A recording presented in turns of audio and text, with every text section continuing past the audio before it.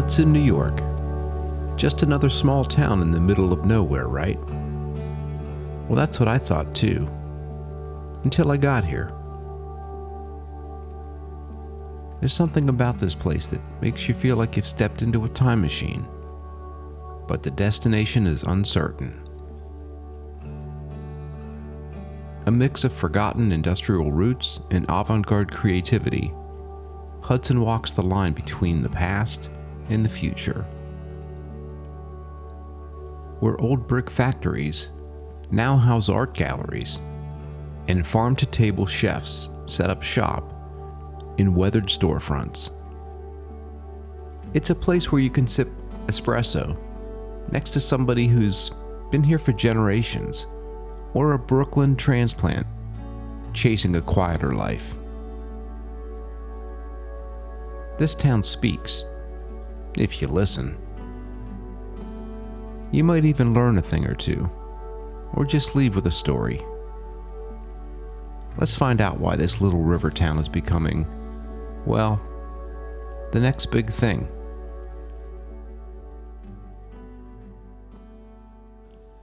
Alright, I'll be honest with you, that was the original opening paragraph to a script that I had in my hands when I set off. I had a whole list of opening shots, interview suggestions, things to vlog about, some B-roll ideas, and, well, just a general script. And I'm looking at it now, over a year later since I was there. Anyway, the title of this thing was Discovering Hudson, New York, a Town Reinvented. And the theme, or the tagline, was Reinvention of Small Town America, blending old industrial roots with a new creative energy. I kind of bumbled through my way here a little bit. Like I'd mentioned before, in a couple of these episodes, I used AI quite a bit. Well, as you could tell from that opening, but when I built my website 50 at 60, and the intention was to have a lot of resources that I could refer to, and then also share with the world some ideas of some places to go, specifically small towns to visit in the country, as well as scenic drives. And since I didn't have a wealth of images for any of this, I relied on some stock images from sites like Storyblocks and Artlist and Canva, in addition to some AI images that I had created through a couple of sites I was just starting to learn. I since then started using Midjourney, so I kind of went back a couple days ago and generated a few more images of what AI thought Hudson looked like by my description. Anyway, when I looked at my original image right here, I was pretty excited to visit this town, as I have done with a lot of these. I mean, I have this image, for instance, when I went to Seward, Alaska, or before I went there, the image just kind of blew me away and I couldn't wait to get there. I don't know, it's kind of a weird thing. You try to preconceive what a place looks like, and certainly what it feels like. And it's always different. Anyway, I'll get to the story here. I'm sure I was leaving the room first thing in the morning or something. It was a year ago, but like I like to say, I'll send it back to myself. Take it away, Mike. It's 41 degrees outside.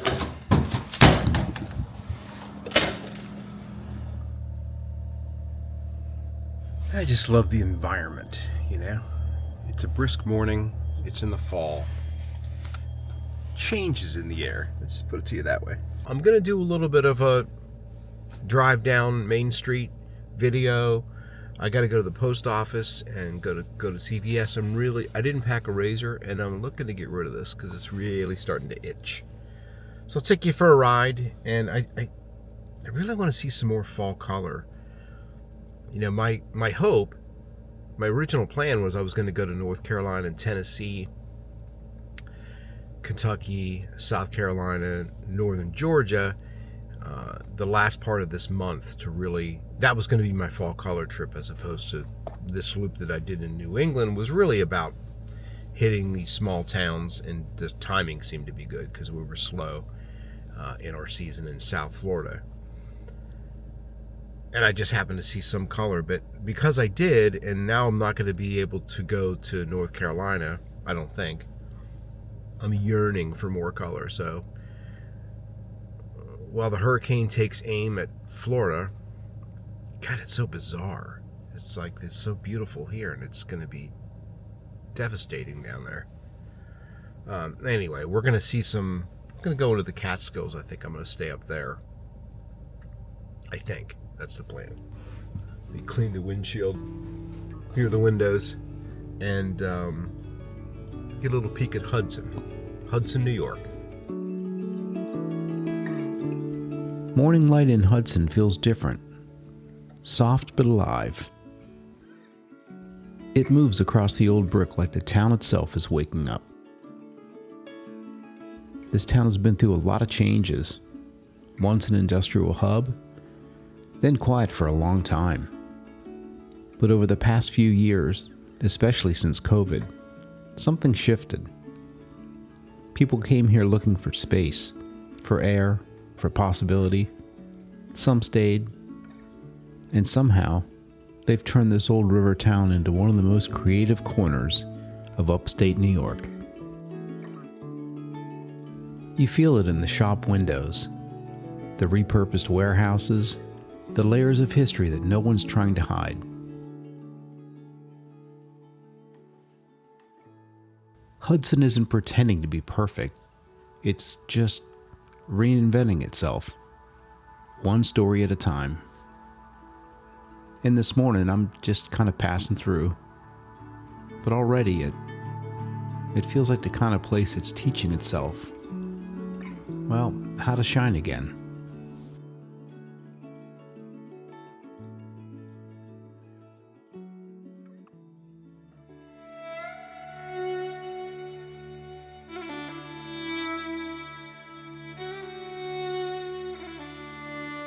I feel like I've never really been much of a people person.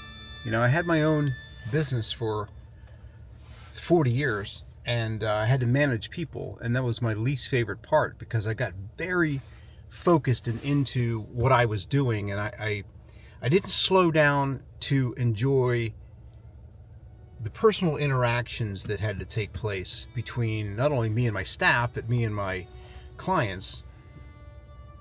That's generalizing, I think. It wasn't my favorite part. I think for some reason because I was always in a hurry to please, I think, to please the client.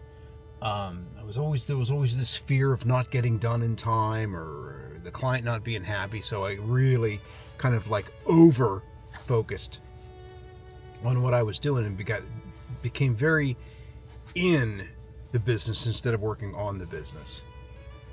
That being said, I'm really enjoying this year because I think I'm opening up a little bit and I'm slowing down and I'm really enjoying the interactions that I have with people.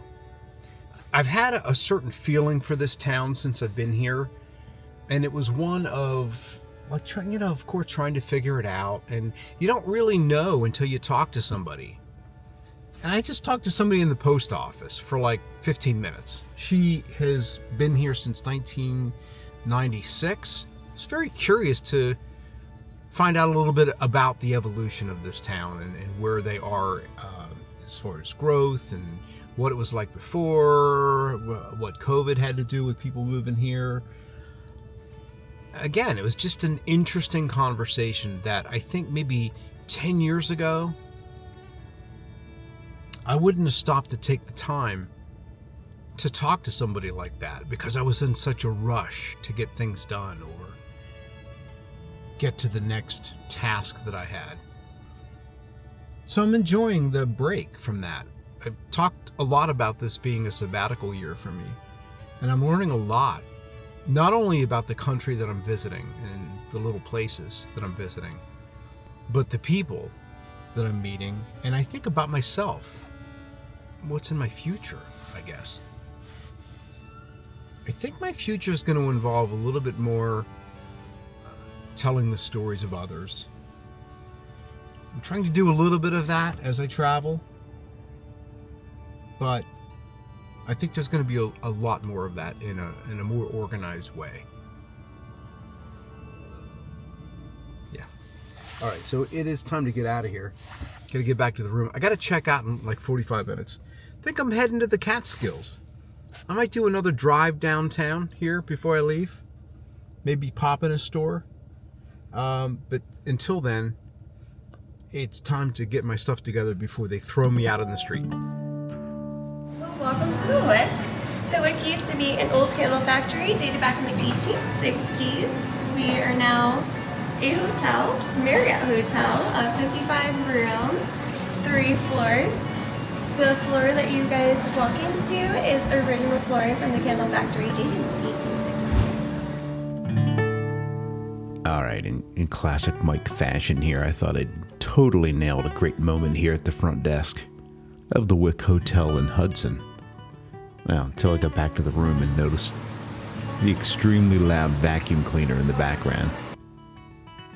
How on earth did I even miss this when I recorded this? Well, anyway, lesson learned. Always check the audio. So this hotel, the Wick, it's a restored 19th century candle factory that's been transformed into one of Hudson's most stylish boutique hotels. Its brick walls and industrial character pay tribute to the town's manufacturing roots, while offering modern comfort, just steps from the city's vibrant art scene. Well, it was time to head back to the room and, well, actually pack up and hit the road.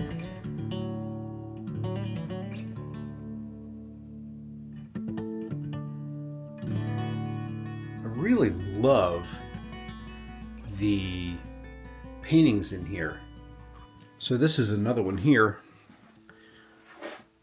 Hudson Valley art of some sort. It had a very nice vibe once I turned off this bright lighting. Hey, you think this will fit in my luggage? Kidding. Again, it's time to head out of here. Hit the road.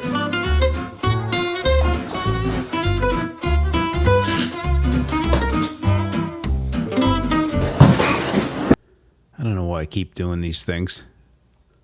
Always the clown. Well, anyway, next on the agenda was I was heading over to a place that, well, that's the real deal. It's a place called Animal Kind. It's a cat sanctuary here in Hudson. A no-kill shelter that's been giving stray and abandoned cats a second chance for over 20 years. I noticed it when I was in the coffee shop earlier in the day, and I was like, man, I gotta head back to that place. Missing my cat, I guess. Again, as I drive through these old Hudson streets, it's hard not to think about how this town has a way of reinventing things. Old factories into hotels, forgotten spaces into homes, and in this case, second chances for lives that were almost written off. And honestly, that feels like a story that's worth driving to. So where are we at? We are at Animal Kind. Animal Kind is a cat rescue in Hudson, New York. We are existing for 25 years. We have several programs to help the public, the low-income pet owners, the stray cats. We take in around 1,000 cats a year and adopt around 1,000 as well. So yeah, we are actually the only legal cat house in Hudson. And if you know, Hudson was known for their red light districts, Diamond Street. Oh, I didn't know in that. the early 19th century and 20th century, yes. So that is why I can always bring up that joke.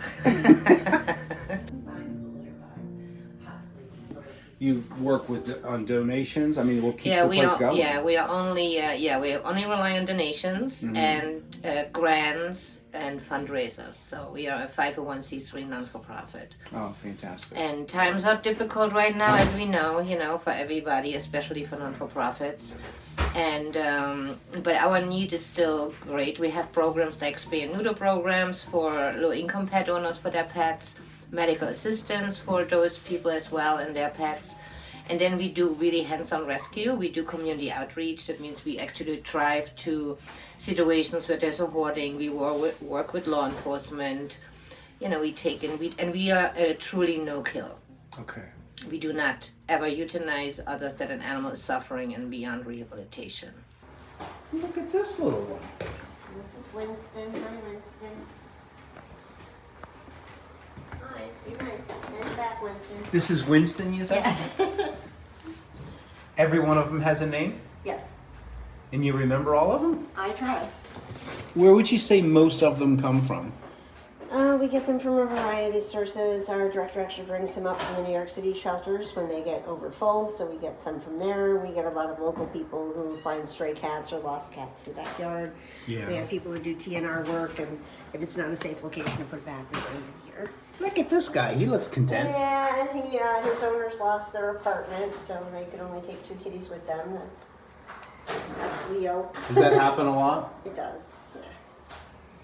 Came in as a feral from like an outdoor barn location with a leg injury, so she had to have her leg amputated. So she's been here with us. We're working on making her nice and social so she can be adopted. This one here? The little fuzzy black and white one. Yeah. The 2 white ones are senior kitties from the New York City shelters. What about this little guy hiding down there? At the very bottom in the back, Yeah. the orange and white one. That's Chewy. Chewy? Also known as Chew Toy, that was my husband named him. As our husband works, he only volunteers with the vet sometimes on the weekends. Oh, yeah? He came in very injured, a lot of bite wounds, and he's kind of feral. He's been making a recovery. He's turned out to be pretty sweet, so he's a little shy at first, but once he gets to know you, he's a good boy. If you see a free roamer out here, those are the ones that don't get along with the other cats. A free roamer, meaning he's Yeah, not they're in... not in the enclosures. We have one named Shelly who's out roaming the halls here because she's not good with the other kitties. Well, look at this little tortoiseshell one over here. That's Shelly. Listen, she's the Aww. one who doesn't like the other kitties. She's about 12 too. She's one of our seniors. So this is an indoor outdoor space, so they have access to out here. Hi, Lucille. I guess they have a whole backyard they can go in? Yeah.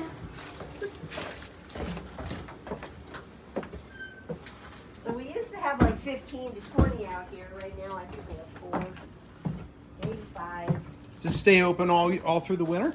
We usually shut it down in the winter. Yeah. And then they have their little heated space in there. Hey. There's some catnip growing over here. Hi. Trying to sneak What's inside. going on, little man? Aw. What's his name? That's Lucille. Lucille. She's friendly.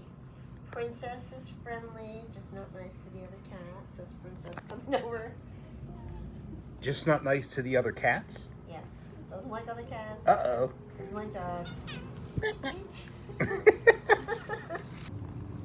Do you know when I started planning my trips, I was kind of looking at different. There was a place in Minnesota that I was going to go to, and a couple other ones I was researching, and I never made it to any of them. And this is the first one I just happened to stop in. No bite. Well, New York State is changing some rules and regulations for shelters, so some of our buildings going to be not up to the new standards. So we're working on trying to raise funds to build a new facility or expand the facility out this way. So, some good changes coming. Ideally, our board and our director would love to have a cat cafe because they got popular. There's one in Schenectady right now. In Schenectady, there's one? Schenectady, yep. Trying to get, and that's run by Kitten Angels. It's in Rotterdam, actually. Ah. Very cute, very pretty. So they keep a limited number there for adoption that you can meet while you're having your coffee and your baked goods. I love that concept. So yeah, I'm eagerly awaiting the cat cafe. Cool.